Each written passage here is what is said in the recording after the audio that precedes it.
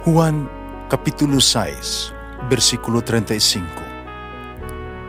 Si Jesus miingon kanila, "Ako mao ang pan nga naghatag sa kinabuhi.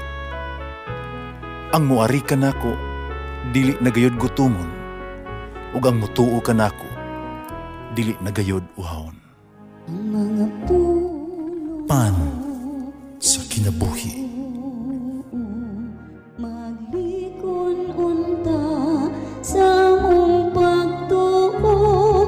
Gagakakabi sa pagtuman sa imong mahal nga kasuguan.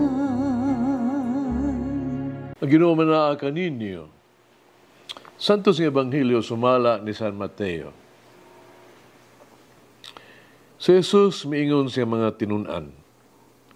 Lakaw kamo, isangyaw nga hapit na maghari ang Dios. Ayuhan ninyo ang mga masakiton, banhawa ang mga minatay, hinlui ang mga sanlahon, ug abuga ang mga yawa. Nakadawat kamo nga walay bayad, busa panghatag kamo nga walay pagpangayog bayad. Ayaw kamo pagdalag kwartang bulawan, plata o bronze.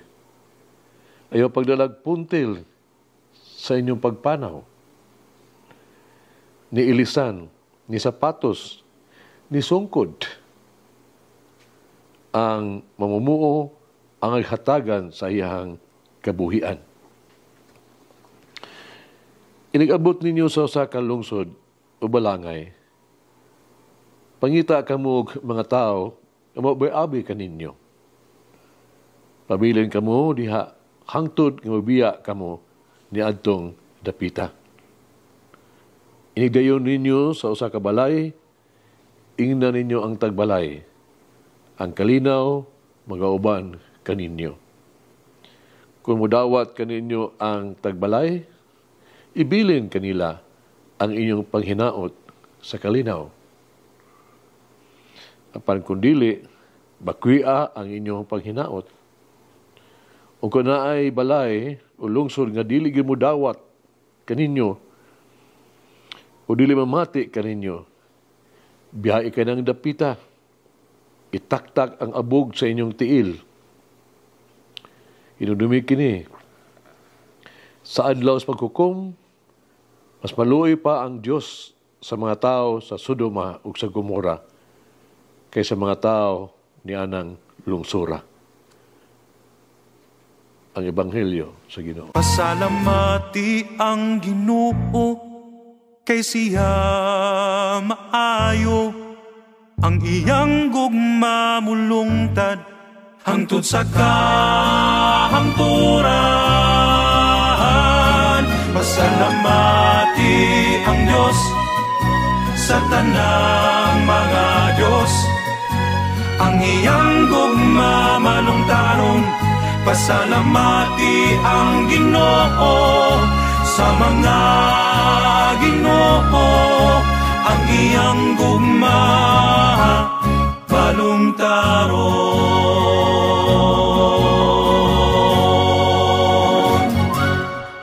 Ang Ebanghelyo karong adlaw, usa ka tambag alang kanato na kita maglihok ug magtrabaho alang sa Dios.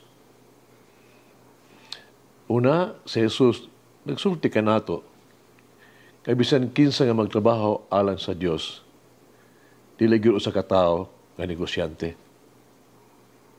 Ikaduha, si Jesus nagsulti kanato kay bisan kinsa nga magbuhat mag-alagad alang sa Dios, kinahanglan nga dili siya concern magkapuliki sa mga material nga mga butang.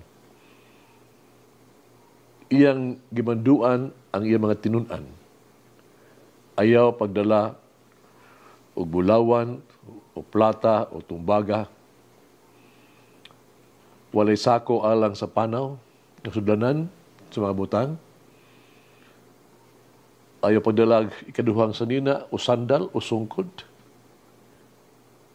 Ngano nga ang usa ka mosusunod ni Jesus dili gyud magdala bisan usa lang ka sa iyang panaw ni mga butanga.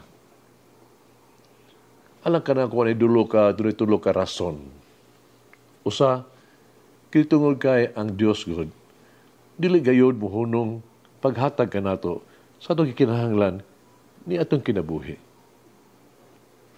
Pagkinahanglan alang sa atong kaluwasan. Ang Dios igo na sa unsay kulang sa atong kinabuhi. God is enough. Ang Dios labaw pa og igo na alang kanato. Ikaduha, kini usa ka tawag sa kayano. Simplicity.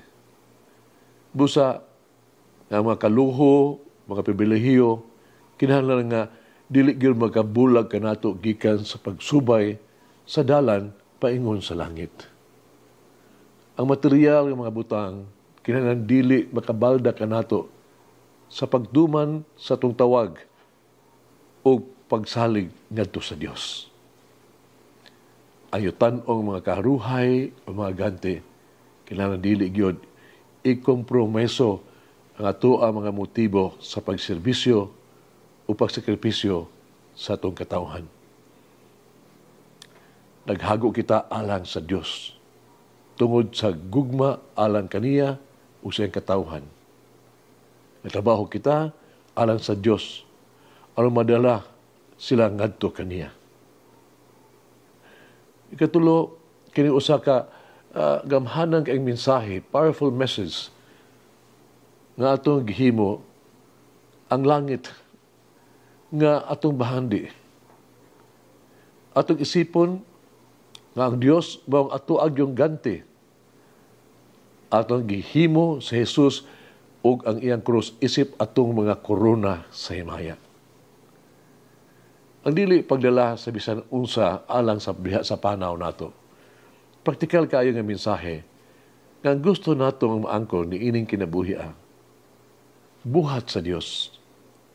Ang gusto natong maangkon lamang maong langit ng mga favor sa Dios.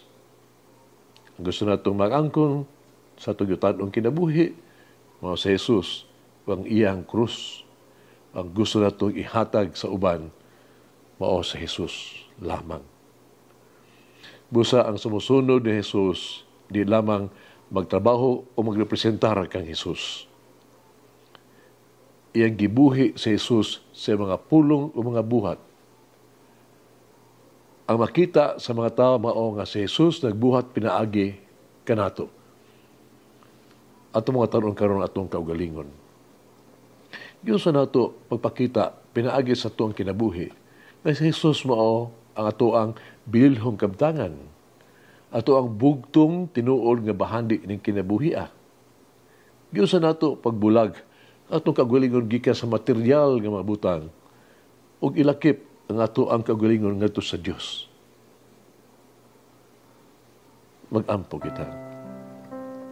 Ginoong Hesus, among mapuanguron ug taggana tigpanalipod imo balaong kababuton among ipadayon ang imuhang gibuhat dinhi sa yuta. Gisugo mo kami sa pagsulti, pagpaambit sa imong mga pulong, pagbuhat sa imong giwali, pagbuhat sa imong gipabuhat, sa pagkinabuhi sa imong kinabuhi. Ingon kami nakahukom sa pagsunod kanimo, sa pagkinabuhi alang kanimo. Maupsanon kaayo kami, maghangyo kanimo. Pinaagi ni ini, na pag-ampo, na maghimo kaming matinud-anon, mabungahon, na mamumuong sa imong ubasan. Umula kami sa imong mapungsanon ng balaan ng mga susunod. Aron kami mahimong efisyente o efektibo na masaksi sa imong kinabuhi. Tuguti kami o Ginoong Hesus. Magbuhat nga walay reklamo. Magpasaylo nga walay kondisyon. Mag-alagad, gagawas nun, malipayon, mag-ambit nga walay pag-ihap sa gasto. Ug may sama kanimo magkinabuhi sama kanimo sa hingpit ug makinunayon. Amen. Mama Mary, lead me to live in total dependence upon the Lord. Malangin ang Diyos magagahom sa tanan, Amahan, Anak, Espiritu Santo. Amen. May the Lord of the divine mercy bless us all, heal us from all diseases and suffering. Ayun unta niya kita, tanang mga sakit na to sa lawas o sa kalag, body and soul. In the name of the Father, the Son, and of the Holy Spirit. Jesus, I trust in you. Whoever eats the bread of life will never hunger, says the Lord. Kay galaan inyong nabati ang pagpaambit ug hamubong pamalandong sa pulong sa Dios pinaagi sa tulumanon pan sa kinabuhi nga gidumala ni Monsignor Daddy Silva. Hangtod na usab sa sunod higayon, daghang salamat. The bread of life